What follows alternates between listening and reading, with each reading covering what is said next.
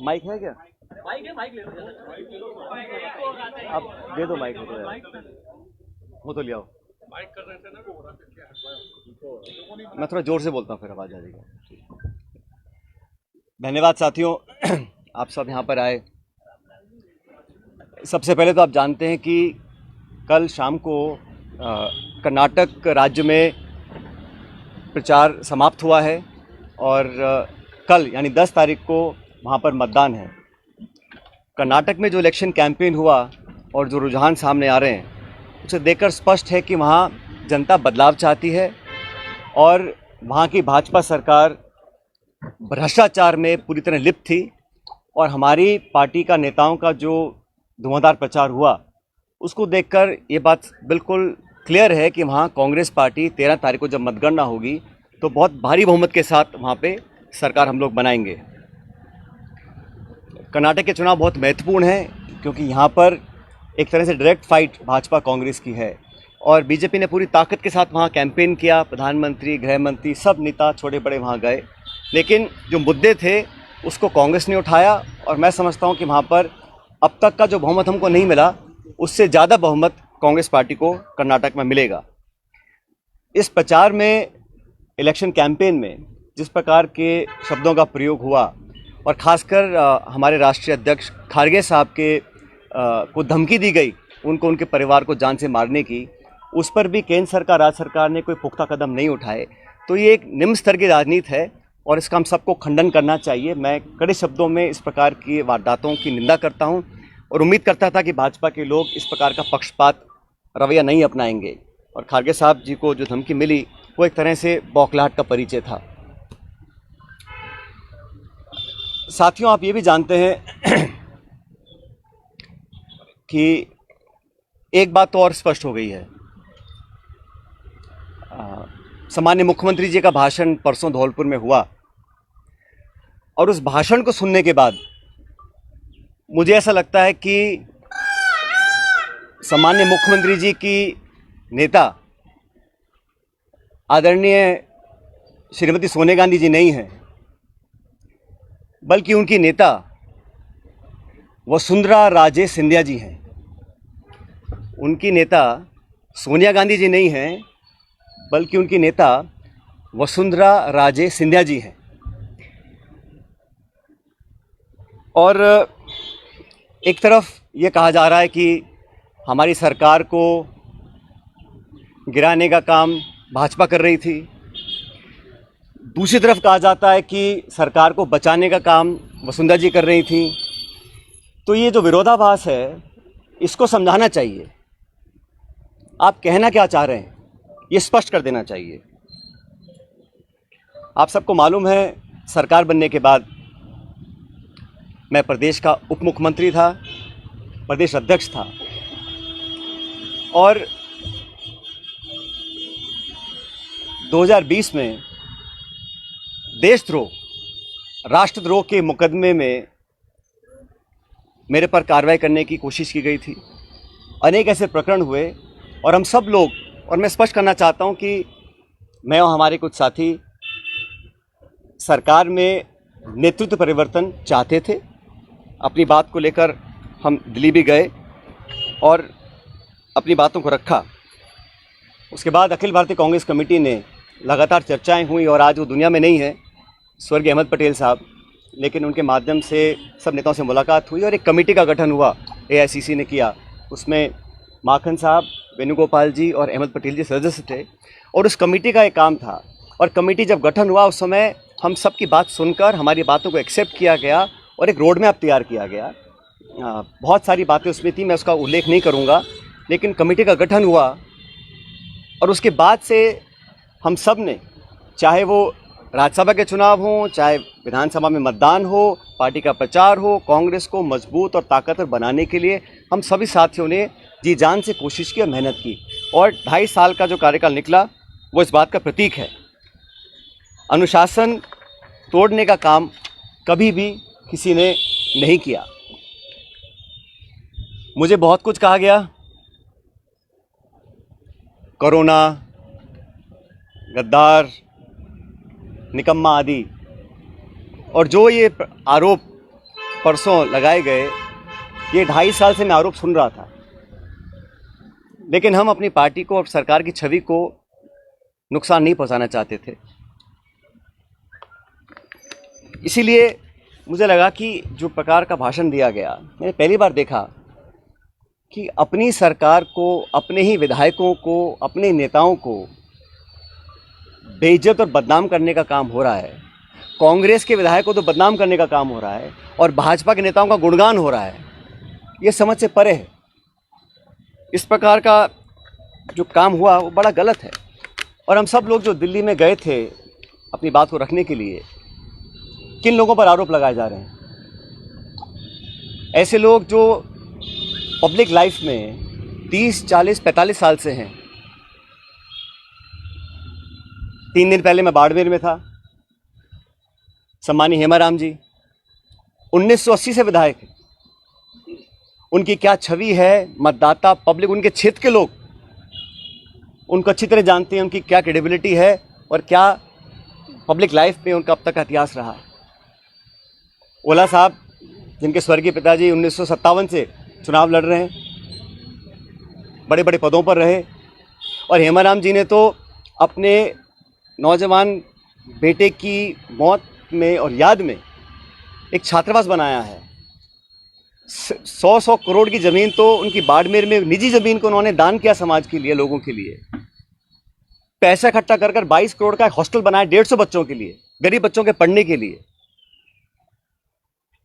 इन सब लोगों पर इस प्रकार के आरोप लगा देना, मैं समझता हूँ बहुत गलत है, बहुत निंदनीय है, और मैं सिरे से इन बेबुनियाद और झूठे आरोपों को नकारता हूँ।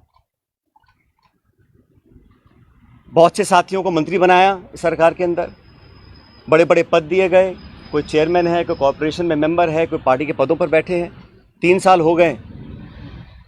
ऐसे लोग जो पब्लिक लाइफ में रहे, जिन्होंने अपना नाम कमाया, जिनकी एक साख है, उन पे आरोप लगा देना कि आप चंद रुपए में बिक गए, मैं इसको बहुत गलत मानता हूं। और 3 साल से कोई कार्रवाई आपने नहीं करी, ये बहुत बड़ा सवाल उठता है।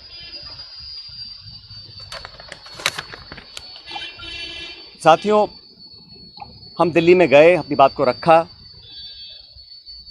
और उसके बाद सारे तथ्यों को संज्ञान में लेने के बाद हमारी अध्यक्षा सोनिया गांधी जी ने 25 सितंबर को सम्मानीय माखन साहब और सम्मानीय खड़गे जी को जयपुर भेजा था। आप सब जानते हैं।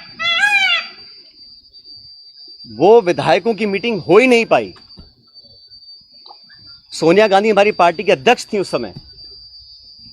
उनकी जो अवहेलना हुई, उनकी जो मानहानि हुई, उनकी जो बेइज्जती हुई, वो गद्दारी थी।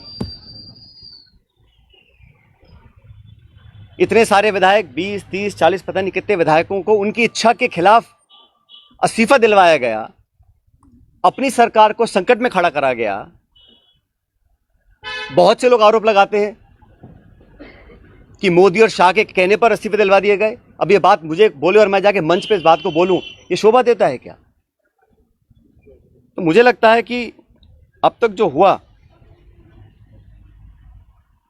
उस घटनाक्रम में, वो इस बात को दिखलाता है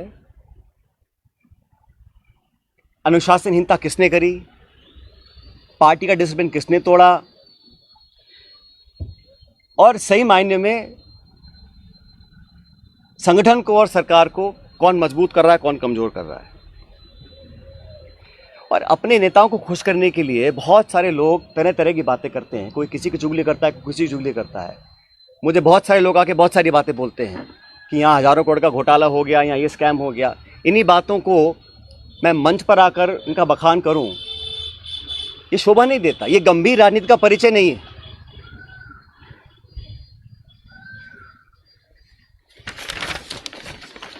इसीलिए मैं, आप जानते हो, पिछले 1.5 साल से चिट्ठियां लिख रहा हूं वसुंधरा जी के कार्यकाल में जो तमाम गंभीर भ्रष्टाचार के आरोप हमने लगाए, अशोक गहलोत जी ने लगाए, मैंने लगाए, मंचों पर लगाए, प्रेस कॉन्फ्रेंस करके लगाए, उनकी जांच क्यों नहीं हो पा रही थी। अब मुझे समझ में आ रहा है कि ये जांच अब तक क्यों नहीं हुई। मेरे चिट्ठियां लिखने के बावजूद मैं 11 अप्रैल को जयपुर में अनशन पर बैठा इस मांग को लेकर, लेकिन अब मैं नाउम्मीद हूं क्योंकि तथ्य सामने आ रहे हैं। कार्रवाई क्यों नहीं हो और क्यों नहीं होगी, ये बात भी स्पष्ट हो चुकी है। इसलिए मैं ऐसा मानता हूं कि हम लोग जो पब्लिक लाइफ में हैं, जनता ही भगवान है और जनता जनार्दन के सामने हम सबको नतमस्तक होना पड़ेगा। मैंने करप्शन की इशू को लगातार उठाया, पहले भी उठाया, आज भी उठा रहा हूं, आगे भी उठाता रहूंगा।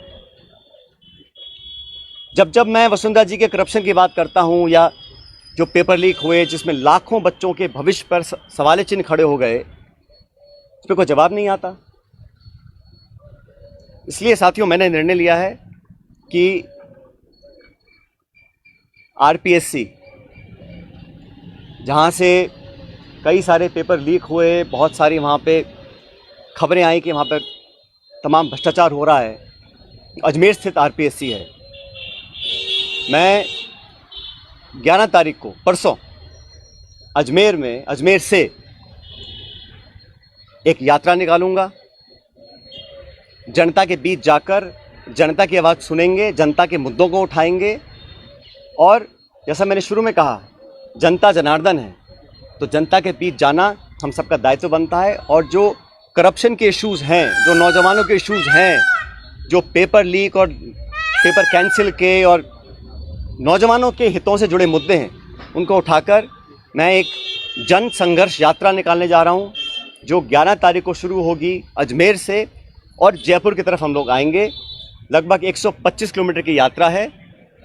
जन संघर्ष यात्रा लोगों के हितों के लिए, करप्शन के खिलाफ, नौजवानों के संरक्षण के लिए। उनकी आवाज़ को हम सुनेंगे, उनकी आवाज़ को बुलंद करेंगे और मैं समझता हूं कि सही निर्णय तब लिए जाएंगे जब जनता का पूरा हमारा साथ होगा, जनता का पूरा प्रेशर होगा। पद यात्रा है, जन संघर्ष पद यात्रा 11 मई को मैं अजमेर से शुरू करूंगा और हम जयपुर आएंगे। लगभग 5 दिन का समय इस यात्रा में लगेगा। जैसे मैंने कहा, ये यात्रा किसी के विरोध में ना होकर करप्शन के विरोध में है, नौजवानों के पक्ष में है। जो तमाम जनता में आज मुद्दे हैं, जो इशूज़ को लेकर हम राजनीति करते हैं, जिन इशू पर मैं हमेशा अपनी बात रखता आया हूं, उनके बीच जाकर, उनकी बात सुनकर, उनकी आवाज़ बनने की हम लोग कोशिश करेंगे। और ये अभियान शुरू होगा 11 तारीख को। ये पायलट साहब अशोक गहलोत जी ने एक बात और कही जिसका आज ये पॉलिटिकल स्टैंड क्या रहेगा, क्योंकि सबसे बड़ी जो राजनीतिक उत्सुकता यही बनी हुई है कि आपका स्टैंड क्या रहेगा, पार्टी में रहकर संघर्ष करेंगे। मैंने कहा ना आपको, कुछ लोग ऐसे हैं जो चाहते हैं कि कांग्रेस कमज़ोर हो, कांग्रेस में फूट पड़े, और जैसे मैंने कहा, बदनाम करने की, आरोप लगाने की, आलोचना करने की, चरित्र हनन करने की कहीं कोशिश अगर हो रही है तो उसको हम नाकाम करेंगे। हमारी पार्टी को जो लोग कमज़ोर करना भी चाहते हैं उनको हम होने नहीं देंगे। लेकिन पब्लिक इश्यूज़ पे जो मेरा स्टैंड पहले था वही स्टैंड आज भी है और आगे भी रहेगा। और जो करप्शन हुआ, जिसको हमने सैकड़ों बार पब्लिक में उसको एक्सेप्ट किया, उस पर 4.5 साल तक हम कोई कार्रवाई नहीं कर पा रहे हैं। मैं अब समझ रहा हूँ कि वो कार्रवाई हम क्यों नहीं कर पा रहे थे। कोई कारण तो होगा। मैंने चिट्ठियाँ लिखी, अनशन किया, आवेदन किया, आग्रह किया, बार बार किया, हाथ जोड़ कर किया। अगर कार्रवाई नहीं हो रही थी तो अब मुझे समझ में आ रहा है कि वो कार्रवाई क्यों नहीं हो रही थी। लेकिन किसी भी नेता से बड़ी जनता होती है, तो जनता के समक्ष हम जाएंगे, इन बातों को रखेंगे। और जो लाखों लाख बच्चों के पेपर कैंसिल हुए, जिनके माँ बापों ने अपना पेट काट कर उनके ट्यूशन के पैसे दिए, उनको साल 2 साल मेहनत करवाई, जो कभी ओवरेज हो सकते हैं, जिनका भविष्य के आगे उनको पता नहीं वो क्या करेंगे, जो विश्वास और जो एक क्रेडिबिलिटी होती है, अगर वो सिस्टम से ख़त्म हो जाएगी तो फिर आने वाला समय बहुत मुश्किल होगा। इन तमाम बातों को लेकर मैं जनता के बीच में जाऊंगा और लगातार पैदल यात्रा करेंगे अजमेर से 11 तारीख से।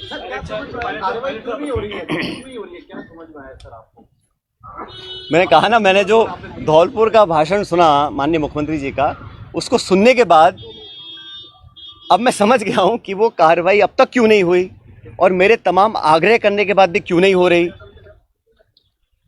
मैं समझ गया क्यों नहीं हो रही है, पायलट साहब, वो कह तो रहा हूँ मैं आपको।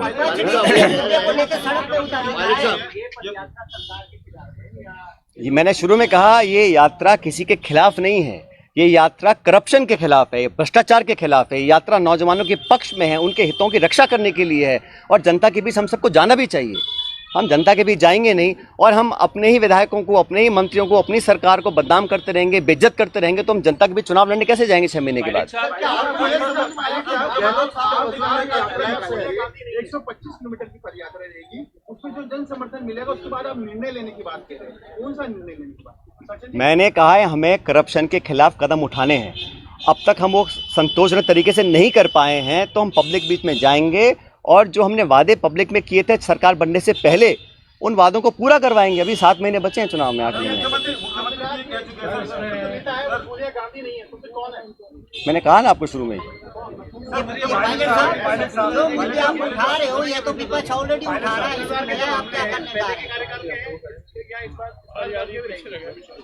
भाई करप्शन तो कहीं पर भी हो उसके विरुद्ध हम, चाहे वो कांग्रेस पार्टी हो, हमारी सरकार हो, हम तो खुद ही कह चुके हैं कि हमारी 0 टॉलरेंस है करप्शन के खिलाफ, तो उस पर हमें खरा उतरना है। और जो मुद्दे संज्ञान में आए थे, मैंने पूरा लिस्ट पिछली बार आपको किया था, उनमें से कहीं कहाँ कार्रवाई हुई है?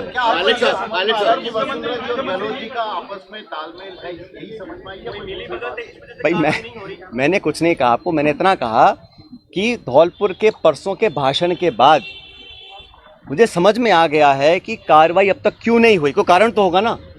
जिस बात को मैं 5 साल लगातार बोल रहा हूँ, सरकार में आने के बाद नहीं कर रहा हूँ, तो क्या कारण थे?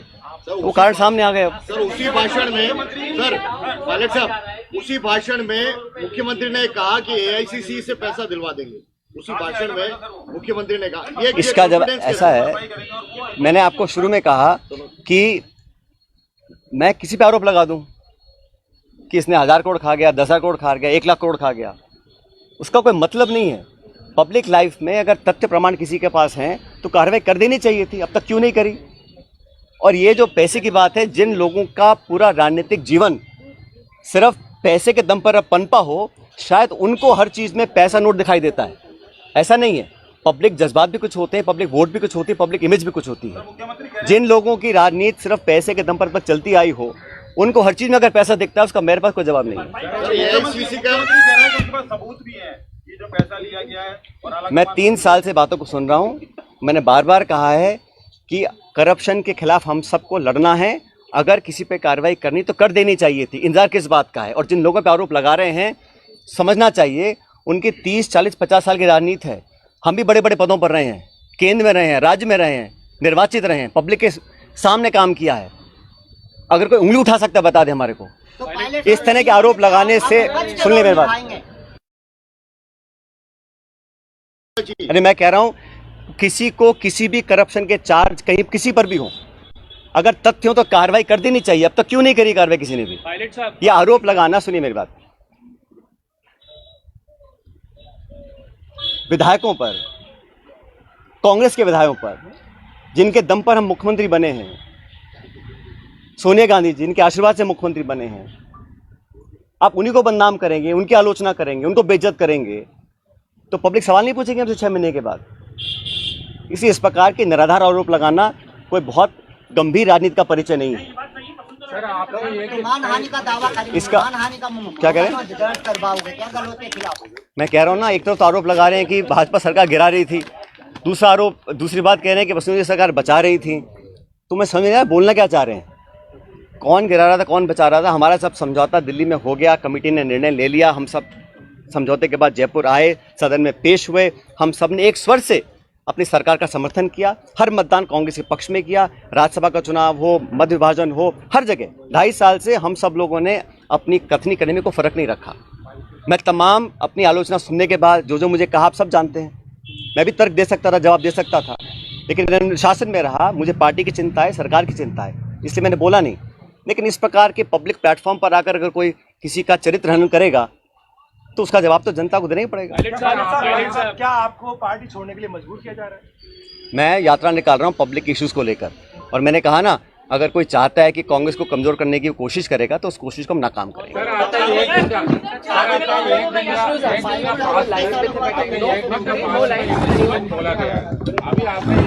निकाल रहे हैं उसको कैसे पार्टी देगा?